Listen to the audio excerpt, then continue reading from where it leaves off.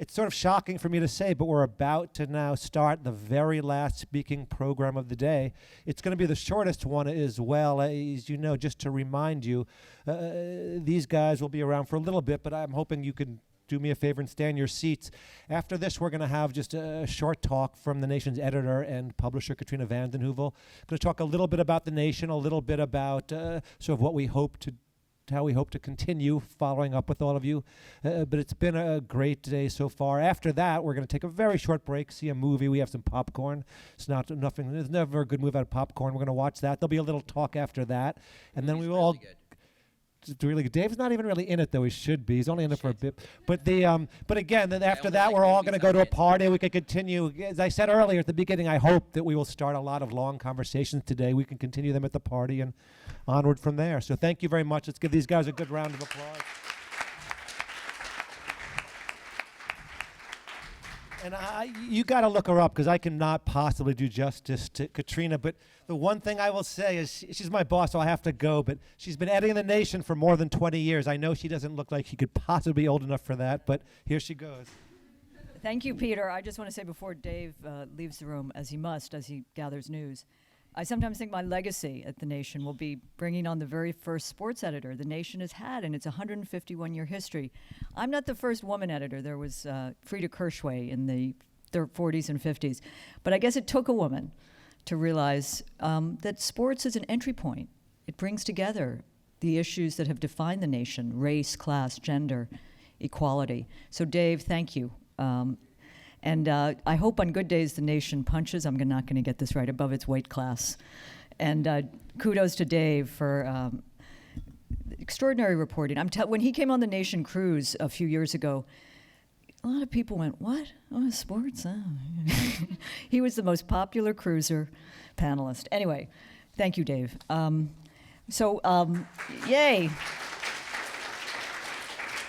So as you've heard a little bit, The Nation marked its 150th anniversary last year. We were founded in this good city, 1865, founded by abolitionists.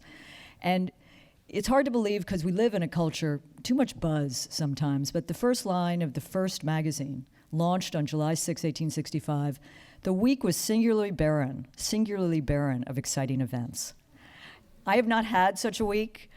The founders, I think, were saying to people, hey, trust us. We won't give you BS. We won't hype what isn't news, but it's still a quite remarkable first line. And I think we've survived. I think we've survived because of what you've heard here today. Journalists who are truth tellers, journalists who are passionate about principles, who are rebellious, who are dissenting, who challenge, and who believe passionately, again, not activists, but advocate through their journalism for greater equality, freedom, justice, and peace. I am proud that among the Nation's contributors, we count virtually every major American voice that has spoken out for social, racial, economic justice, peace, civil rights, women's rights, environmental justice. Martin Luther King Jr. was our civil rights correspondent from 1961 to 1966. He wrote an annual audit of the civil rights movement. Albert Einstein, Langston Hughes, Emma Goldman, James Baldwin wrote a report from occupied territory, Harlem, that could be reprinted today. It exposed police abuses, failure to hold police forces accountable, stop and frisk abuses. He even used the term. This was in 1966. Eleanor Roosevelt. Ralph Nader, as I said earlier today, wrote his first piece in 1959, The Safe Car You Can't Buy, launching the consumer rights movement. Michael Moore, Naomi Klein, Edward Said, Molly Ivins, Bill Moyers, Alice Walker, Bill McKibben, Tony Kushner, Toni Morrison, Chris Hayes, Melissa Harris Perry, Jeremy Scahill, all wrote and continue to write, and I hope you join some of them. Now, we honor our history, but part of what, we care deeply about introducing the Nation to you, a new and next generation of thinkers, of writers, of journalists, of activists. I don't know about you, but I've been inspired today. At the Nation, it's incredible to say, but sometimes we lose sight of what we're doing because you got to put out not only a weekly magazine, but we're now 24/7, 36/7. One reason we've survived is, we've gone digital with integrity, but we couldn't just sit back and be a weekly. But we maintain I hope, the integrity of our coverage everywhere we are. So we sometimes lose sight of what we're about because we're putting it together. So I thank you for reminding me today, listening to my colleagues, Laura, Michael, Ari, Richard, Julianne, Kai, Danny, Sarah, and Dave. And so to hear them speak, I'm reminded these are serious, caring, smart, engaged, political, independent, thinking, critical-minded journalists. And their work, as you heard today, is about amplifying and, yes, challenging the movements. In the Nation tradition, I think Laura spoke to this, we bring attention to emerging movements. Our contributor, Gore Vidal, liked to think of the Nation as an early, alert, journalistic system. And I think what we can do is bring attention to movements that are just percolating. And one hopes sustain them with the journalism. I think Sarah spoke about how you can bring investigative reporting to bear. So movements pick that up. It's not that we're working with them or for them, but we play a role. And I think every agitator should have the Nation with him or her. So, as I said this morning, we're not journalists. I'm sorry, we are journalists. See, this is the problem. This is what happened. Roll the tape. No, make no mistake, we're journalists, not activists. But as I said, ours is a journalism that takes social movements and activism seriously, unlike a mainstream media, which too often, one, polices the parameters of our discourse, buys into a kind of downsized politics of excluded alternatives, and pretends the difference between Republicans and Democrats is the entirety of the debate. This is crazy, and I think people are waking up in different ways and understanding that they're not getting what they need. I think we're in a moment, Antonio Gramsci once said, the old order is dying, the new one is not yet born, and I think we're in that moment.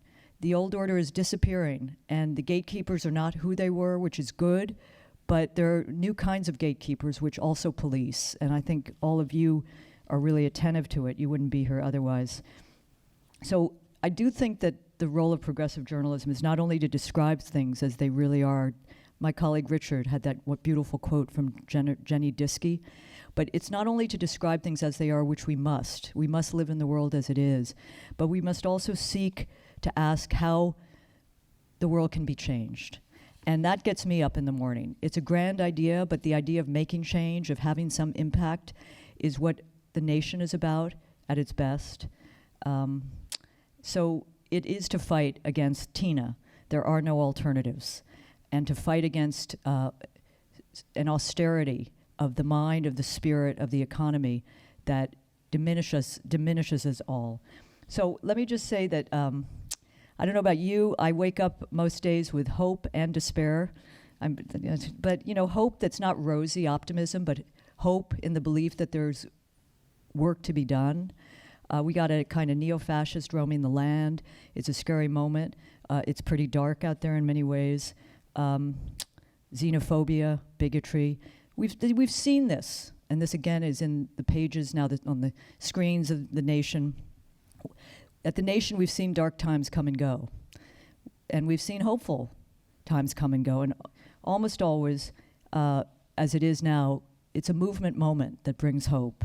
And when there are people organizing, fighting, writing for a better country, world, and have woken to the fragility of freedoms because they are fragile. That's why we must keep in that unending fight for freedom. It's not just static. So I take hope in the belief that these movements have the potential to create a new political reality, a new social, cultural reality. And I take hope from those who work with the Nation. You saw so many of them today. I've spent half my life with the Nation, and I take hope from you, from your tough, smart, probing questions. I will admit that at a lot of our events, usually bigger than this, we do note cards.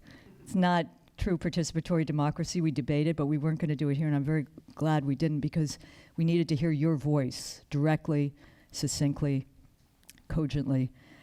So I hope you'll feel a connection to the Nation after this day. You've met some of its, I think, remarkable, courageous writers, journalists, and I hope you'll write for us. And I hope you'll tell your friends, your partners, your allies, your colleagues about us. I'll close by just saying, channeling Laura Flanders, who gives me hope. She's just terrific. And as she spoke of so eloquently, she's been writing since she was 20, I think, for The Nation. Embrace your questions. I wake up every morning with more questions than answers. Embrace your curiosity, your passion, and never stop questioning. We can get jaded. I refuse to be cynical. I have the right to be, I think, where I've sat for so long. But skepticism, not cynicism. Thank you. And I hope we have a great party. Enjoy this film.